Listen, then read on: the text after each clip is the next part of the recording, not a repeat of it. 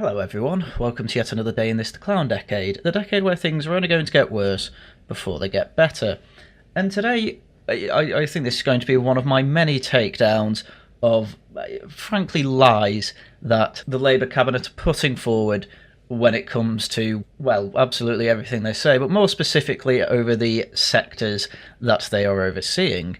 And today we're going through Ed Miliband, seen here being an absolute chad during the campaign.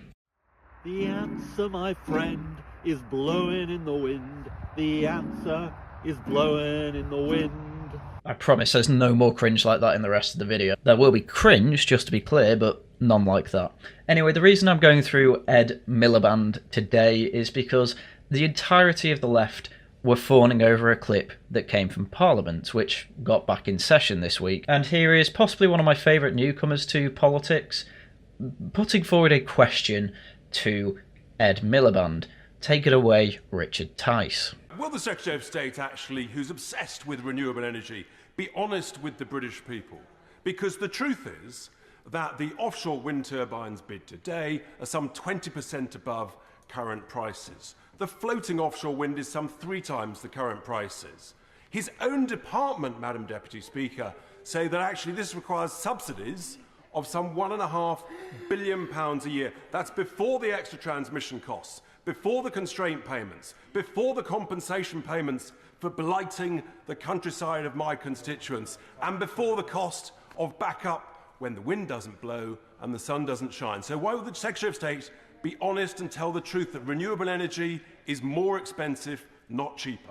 Now, I pretty much agree with everything Richard Tice says there. I mean, when it comes to wind turbines being a blot on the landscape, over time I've kind of come to not really care about the blot on the, well, not really care. I don't think it is a blot on the landscape. I don't think it necessarily takes away from landscapes, the beauty of nature, or the countryside, I should say, and all that. Though, to be fair, that's down to subjectivity. If the people of Skegness don't want to see wind turbines, should they have them or not? I mean, it's a different question. If he's talking about solar farms, though, I completely agree. I drive past quite a few in between Wales and England, and yeah, they don't look great. But as far as I can tell, the rest of everything he put forward is absolutely true. I mean, you got to bear in mind that Richard Tice is a businessman, so he will understand better than most people in Parliament business costs, unforeseen costs, paying for backup plans, which is the whole point of the backup power generators, and paying for fossil fuels for when the wind doesn't blow, etc. Everything he says there is pretty much correct, and the whole reason that people can say that wind energy and solar energy is cheaper is because they only really take into account the cost when the wind is blowing, when the sun is shining. And obviously it's relatively cheap then because the input's from nature, but they never take into account the fact that actually there's this whole other cost for when these things are not producing electricity, which does end up being more expensive because, switching on power plants is quite expensive. Creating the infrastructure for the backup is expensive. It's true it is not cheaper. It is a bit of a misnomer. It relies on the wind always blowing and not blowing too hard, otherwise it burns out the generators in the turbines, etc, etc. Anyway, here's Ed Miliband. I have to say that I'm interested in the honourable gentleman's intervention because his manifesto is basically for higher bills and to make people poorer. It's at this point that I realise that yes, actually Ed Miliband is completely ideological, though, well, I knew that in advance, but now that he's in Parliament, I know that things are going to get worse when it comes to energy. Because the energy policy of reform was as follows, and I can't tell you how happy I was to see this. It was effectively get rid of renewable subsidies, which are in the vicinity of £10 billion, and they've gone up after Ed Miliband's gone in, by the way. Fast-track oil and gas licences, because if we've got the resources, why wouldn't we exploit them like everyone else is? America have been exploiting it for the past decade, became a net exporter, and wow, even the poorest regions of the US, Mississippi, is still more rich than pretty much everywhere in Europe. Thanks, fossil fuels. They're also going to bring along fracking, which is part of the reason I made this YouTube channel, because I want fracking. Effectively, we're not going to go down this eco-zealotry route, because the main reason we're doing that is because Just Stop Oil and Extinction Rebellion exist and won't let us do anything else. And then they have a long-term plan for clean energy, which is effectively make small modular nuclear reactors and look at cleaner ways to get coal out the ground, burn coal, exploit our lithium for batteries that we're going to need instead of getting slaves in Africa to do it for us. To try and claim that relying on fossil fuels will make us poorer is absolutely absurd. Norway have been relying on their fossil fuel sector to make them rich and give them a national wealth fund for decades, and it is still working. Not exploiting our natural resources is making us poorer, so well done, Miliband. And you don't need to look into the crystal ball, you just need to look at the record. Such as Norway getting 1/5 of all government income from fossil fuel revenues, and they can actually easily fund a pension scheme from it. Are we talking about that record? Because the truth is that the cost of living crisis, the energy bills crisis, casts a long shadow in this country. Oh, okay. And the energy bills crisis was not caused by our dependence on renewables. It was caused by our exposure to fossil fuels. Well, Mr. Miliband, that is a very, very difficult thing to argue if you actually look at the statistics. These are the statistics of energy generation over the past year. The prices have still been high, pretty much everyone would agree with that.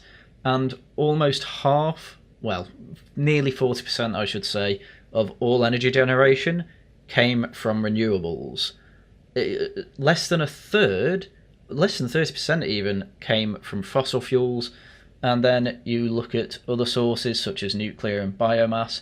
That is what made up the other 20 or so percent. And that, by the way, is not just energy we produce. That is also from interconnectors from Belgium, Denmark, France, the Netherlands and Norway. With France being one of the larger energy providers to us, while we also sent some energy to Ireland that we were making via wind turbines in Wales. Yes, if you ever go through North Wales and past the coast around Rhyl, you'll see an awful lot of wind turbines that are just off the coast. Now you'd think, oh, that's just off the coast, that's surely powering Wales. No, they are there to power Ireland. So even when we do have, and I don't particularly like that particular wind farm, but even when we do have wind farms in the ocean, it's not even for our own energy generation. But I'm saying all this to make the point that that nuclear power, half of it came from France. We need better energy security, and not many people really believe that trying to get it all from wind is necessarily going to work, though clearly, nearly a third of our energy last year came from wind. Okay, fair enough. We are seeing diminishing returns at this point, though. If renewables were saving us money, we would surely be seeing the impact of it by now. It appears that even when less than 30% of our energy comes from fossil fuels, it's still making a massive impact on our bills. Why would that be? And he just needs to understand this very basic point, which is that whether fossil fuels are produced in this country or internationally, they are sold on the international market. And that's why the British people paid the price and government forked out £94 billion.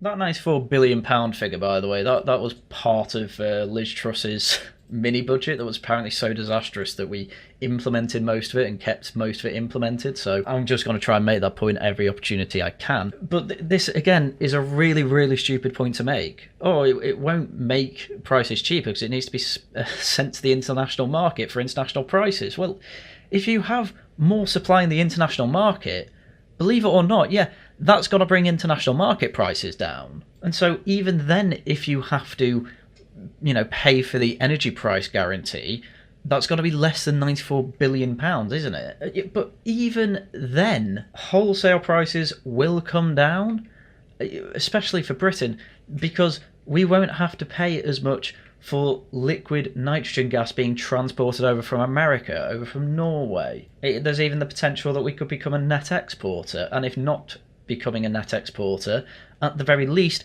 we will not need to purchase imports from France and Norway, which we are obviously going to be paying a premium for. And again, all these net exporters of fossil fuels, they're effectively the safest countries in the world when it comes to their public finances. The Norway National Wealth Fund you always harp on about, That's paid for by fossil fuels, by letting them extract and taxing the results, and encouraging investment in that sector. It's crazy how constantly these people will say, oh, look at Norway, wouldn't it be great to have a country like that? Yeah, you know what? I kind of agree. Let's exploit our fossil fuels. And the only way to get off the roller coaster of international gas markets and take back control is to become a clean energy superpower. Just name me one country that has been heading towards green power that is becoming a superpower or will remain a superpower. Let's take Germany, for example. They blew up their last nuclear power plants. They tried to go straight to entirely renewable. Oh, guess what? They need to now open up their coal power plants again, and they've been throwing out more CO2 than they were 10 years ago. All right, sounds mental. Let's look at China. Oh, they keep opening up coal power plants as well. Why would that be? I thought it was more expensive than wind turbines. You know, you see these massive fields of solar power plants throughout China. They still rely on coal. They still rely on fossil fuels. We all rely on fossil fuels until we do the sensible thing, which is what France did, and start to actually take nuclear seriously. Oh, but what about Chernobyl, Long Island and Fukushima? More people have died installing solar panels onto the roof of houses than people have died from nuclear power plant disasters. Hell, Fukushima didn't even kill anyone. That is how safe nuclear power is now. Even when there's a disaster, a natural disaster that causes backup generators to falter and not almost cause a meltdown, nobody dies. Mostly thanks to Chernobyl.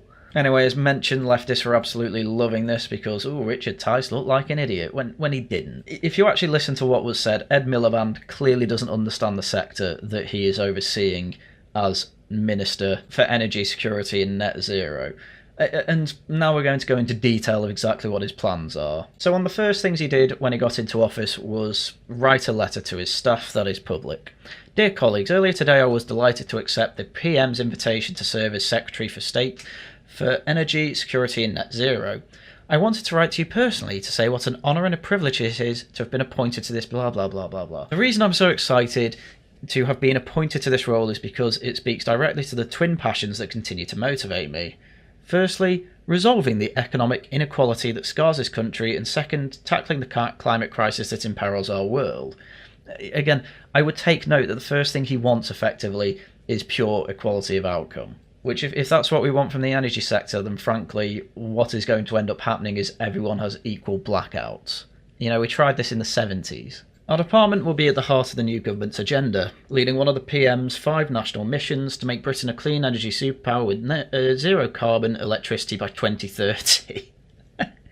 Yeah, you have 5 years to have zero carbon producing electricity for Britain, which, to be fair, from the stats we saw before, it doesn't actually look that impossible. But to be honest with you, I can see the way they're going to get around this is by saying, oh, well, look, there's no domestic production of CO2 emission energy sources here. We just import it all from Norway and France. Which, again, that's going to end up costing quite a few premiums yet again. Families and businesses across the country are still struggling with energy bills that are too high and are expected to rise again in the autumn. Why don't you do something about it?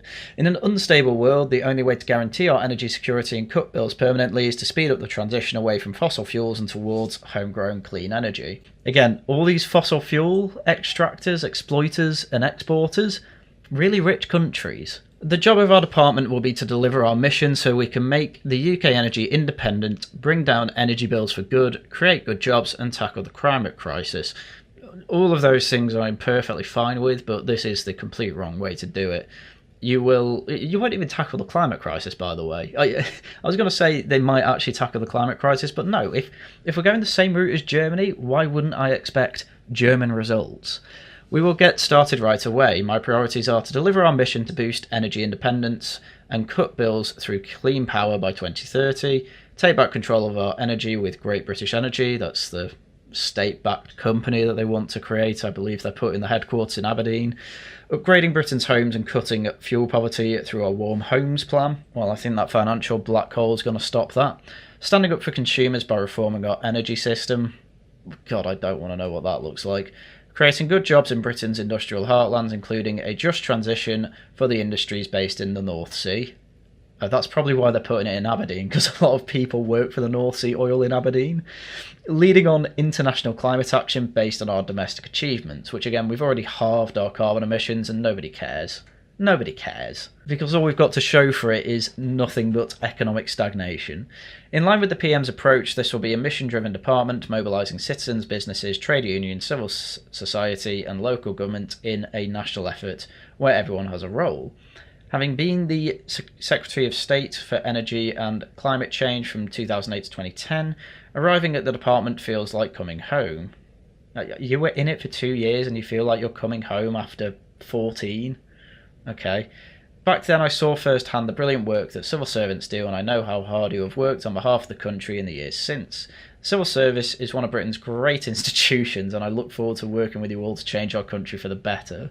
I mean, I frankly consider civil servants to be the worst people in government. All it takes is a couple of posts on r/civil service on Reddit to see that the people actually working there are the worst type of people imaginable. They have a visceral hatred for Tories. They will do nothing but say, aren't Labour just the great... They're effectively another arm of the Labour Party, or at least the left wing in Britain. And from what I can tell, it's basically because right-wing people there keep their head down and get on with their work and try to genuinely be politically impartial, whereas lefties will do the opposite. And it ain't a good way to deliver for the country, but this is probably why Ed Miliband likes them, because they're effectively on his side. Anyway, not long after he got into power, Ed Miliband announced that Labour will honour the pledge of £11.6 billion in overseas climate aid. Again, I want to remind everyone at this point that Labour for ages have been saying, oh, the Tories have left us with this £22 billion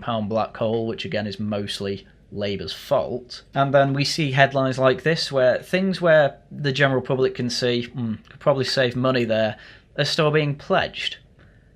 Because these people are not a serious government. So this was a pledge made by Boris Johnson before COP26 in Glasgow, but he and his successor as Prime Minister were slow to disperse the promised funds, and in February the government aids watchdog found that 55% of the pledge remained to be spent, making the target challenging to meet. I wonder if anyone in Labour said, oh, this is part of the reason for the 22 billion black hole.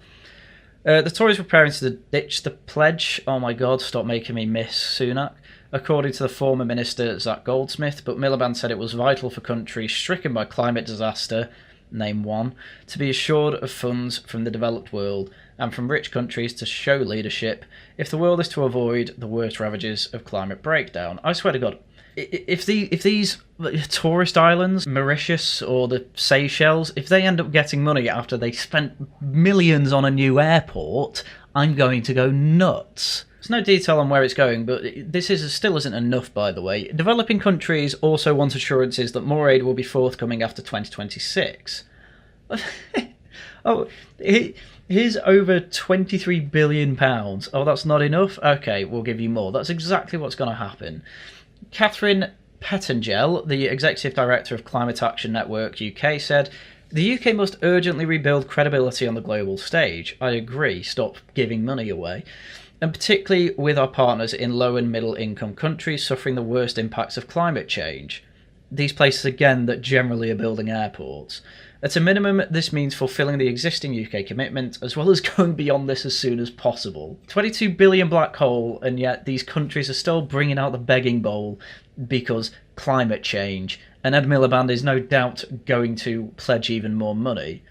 Despite this massive black hole, despite the fact that it's costing the government nearly $100 billion to subsidise energy bills, despite all that, we're still going to be a government of charity to the rest of the world.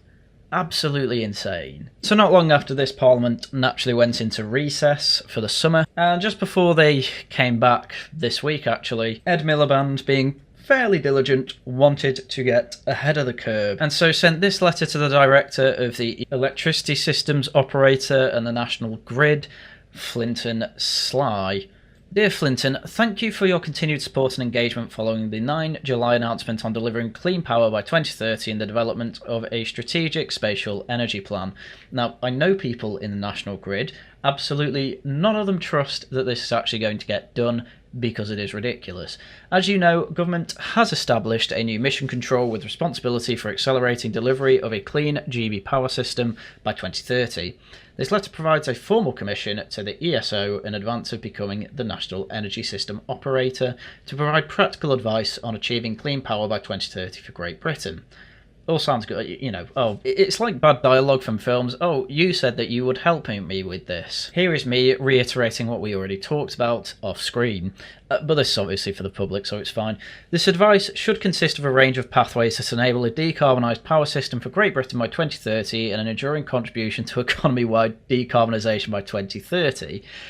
Basically what this letter is admitting is that Ed Miliband had absolutely no plan whatsoever to actually decarbonise the country.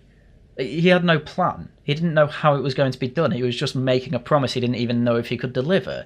This letter is effectively saying, right, I had this plan, how do we actually do it? That does not typically bode well when it comes to governments. Typically governments have some overarching plan for how they're actually going to achieve their aims. Ed Miliband just said, this is my aim, it's possible, and is now admitting that actually he didn't even know. So across the pathways, please provide the following: different energy generation and demand mixes and a description of which assumptions need to be met or those to be deliverable. He doesn't even know what is even deliverable. He doesn't even know if it's possible to decarbonise the economy, and he's asking the director of the National Grid if it's even possible. Key requirements for transmission network, including interconnectors where appropriate, generation and demand, and for secure system operation. Consideration of criteria that could support connections reform, high-level assessment of costs and benefits, opportunities and challenges and risks. Again, the whole thing that Labour was putting forward, the entire campaign, was we're not Tories and we totally have a fully costed manifesto, which they say every time. But they've not even done a cost-benefit analysis of decarbonising the economy, which they had the opportunity to do. You can do that in Parliament as opposition, and they just didn't do it. They're only doing it now they're in power, so they don't even know if this is possible. And it's probably not, from what I hear from the National Grid people I know. Your view of actions for HMG, NESO, Ofgem and the energy industry and wider stakeholders to enable delivery of the pathways, clearly setting out where further work is required. This is a frankly embarrassing letter. A spatial element particularly focusing on those locations that offer opportunities for rapid infrastructure development with sufficient detail and data to enable mission control to advise ministers on opposition to support accelerated development of critical projects. Again, effectively all this letter is saying is, I had absolutely no plan, can you please give me one? Which is frankly, again, an embarrassing thing for an energy minister to say. This is also showing, by the way, he doesn't even know if renewables are cheaper than fossil fuels, because the cost-benefit analysis hasn't been done. So, the speech he gave to Richard Tice before, he's lying. He has to be lying, because he can't possibly know if it's cheaper, because the cost-benefit analysis hasn't been done. So this is just one of many of Ed Miliband's lies, by the way. Yesterday he sent out this tweet: the results are in and the government has secured a record-breaking 131 new clean energy projects in the latest renewable auction round. This government inherited a broken energy policy and were acting immediately to fix it with the most successful auction round ever. And he says there's a thread, but there's no thread, so I don't know why you put the thread in there. Anyway, to expand on this news, according to The Guardian, Great Britain's renewable energy auction has secured enough clean electricity projects to power 11 million UK homes after the Labour government made record funding available to suppliers. The £1.5 billion auction will support 131 new projects, including wind farms, solar farms and tidal power projects, after ministers increased the amount of funding available to 7 times the sum offered last year. So this is where Labour are effectively taking credit here. Again, we have a £22 billion black hole, and during this auction, which was put forward by the Tories after they had to up subsidies, we'll get into that in a second, Labour upped them even further by 50%. Yes, so the Labour government made record amounts of funding available to clean energy developers after it increased the value of its summer subsidy auction by 50% to £1.5 billion. I've covered this before, but the Tories put out auctions last year, and absolutely no energy company took them because the subsidies were too low. If you are having to subsidise a sector, it is not successful, and it is not going to bring bills down. if it's not successful, bills are only going to go up. Because how are they supposed to make it cheaper if it's already relying on government subsidies to succeed? That's kind of the whole point. If if a business is failing and the costs are going higher than the amount people are willing to pay for it and competition is undercutting it, typically the part undercutting it is the one that you should be aiming to improve, because they will lower costs because, you know, their profits are fat. Labour are doing the opposite and are taking that sector that's actually making the profit, trying to scrape it away, make it not exist anymore so it can put the money from there as subsidies onto this renewable sector, which needs ever more subsidies.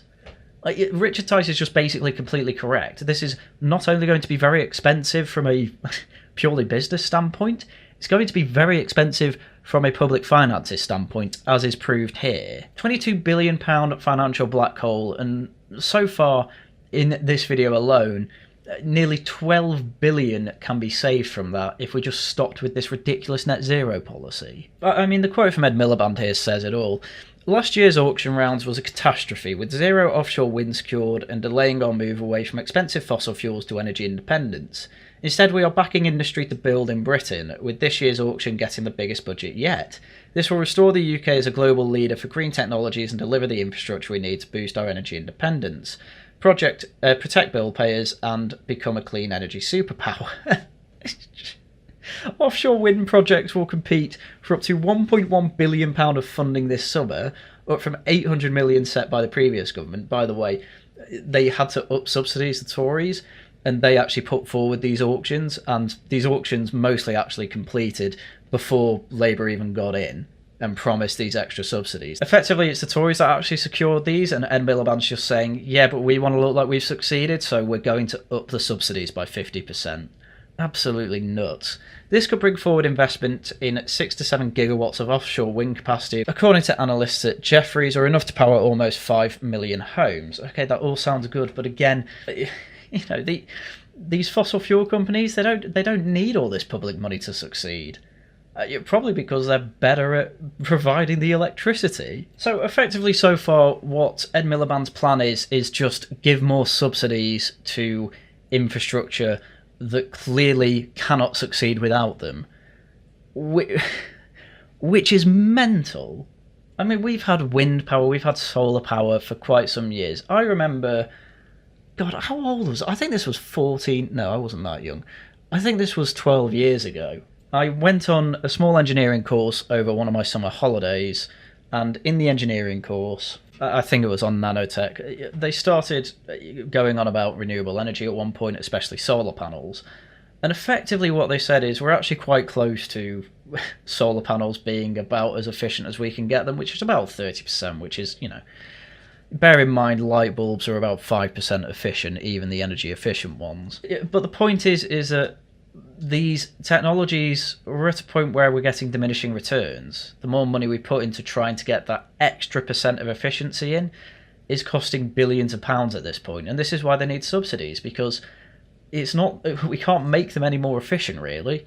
All we can do is give them money to make more of them. And while it's, you know, you get 5 million homes for God knows where these offshore wind farms are going to go exactly. But sure, you can power 5 million homes with that. Well, for a much more efficient cost and a hell of a lot less land use, well, ocean use, I guess, you can drill for some oil, frack for some gas, and you can power 10 million homes. And I still remember following fracking quite closely when I started off my YouTube channel. Effectively, all these fracking companies wanting to frack in Britain were begging the government just to let them do it because it can make them money. They were not asking for subsidies, they were asking for permission for 2 football pitches worth of land to effectively drill. But oh no, Blackpool has a bad earthquake. Not even bad, it was like 4 or 5 on the Richter scale. There was, a few chimneys fell off? Fine, let the fracking company pay for that. It was worth it in the long run to keep people's energy prices cheap. So yeah, basically we have an energy minister who has absolutely no idea what he's doing, has absolutely no plan whatsoever, tries to tell a businessman how business works, and yet all the vibes are, oh, this is good, he's attacking reform. All they have to do is attack Tories and reform, and they can basically do what they want, because frankly, people are only basing off their vote and support off vibes. And if the vibe is, oh, I don't like these right-wingers, then if you signal you don't like right-wingers, you can do what you want. I am honest about this. I genuinely think we're going to see quite regular blackouts in the coming years, because closing down fossil fuel, carbon-emitting industries, not particularly a good idea when other countries have tried the same thing and it's caused disasters. Anyway, that's pretty much everything we need to go through with Ed Miliband so far. I have no doubt I will be making more videos like this as his plans start being pushed forward more. I have no doubt that we will be seeing millions, billions, probably not trillions, but you never know, billions of subsidies being pushed even further into the green economy, and of course to other countries to save them from the climate crisis, which I wouldn't be shocked if that money ends up going towards airports. And yeah, what can I say? Expect us to once again give money to other countries to try and make their lives better, while our government tries to make ours even worse. If I were you, I'd learn to enjoy board games and buy some, because you're going to have to go nights without electricity. Right, anyway, with that, that's everything I had for you today. Tonight, there's still no regional variations as far as I'm aware, so I'm replacing it with a small series where I am playing Dustborn, which is one of those failed woke games, but from what I can tell, it's going to be one of those games where you can really get into the mind of the writers behind the game, who are effectively absolutely woke mentalists, so I am quite looking forward to playing this over the coming weeks. So yeah, be there tonight and we'll have a lot of fun. In terms of other streams, none more for me this week. I believe John is continuing our Parliament on Friday over on the Worcester Club. Tosh Talks returns next week. If you want to suggest topics or vote in that, please join the Worcester Club Discord down below. And Laughing at the Guardian returns next week. Right, I think that is everything. So, once again, do become a subscriber, become a member, what have you. And with that, that's everything I had for you for today. So once again, thank you very much for watching, and until next time, goodbye.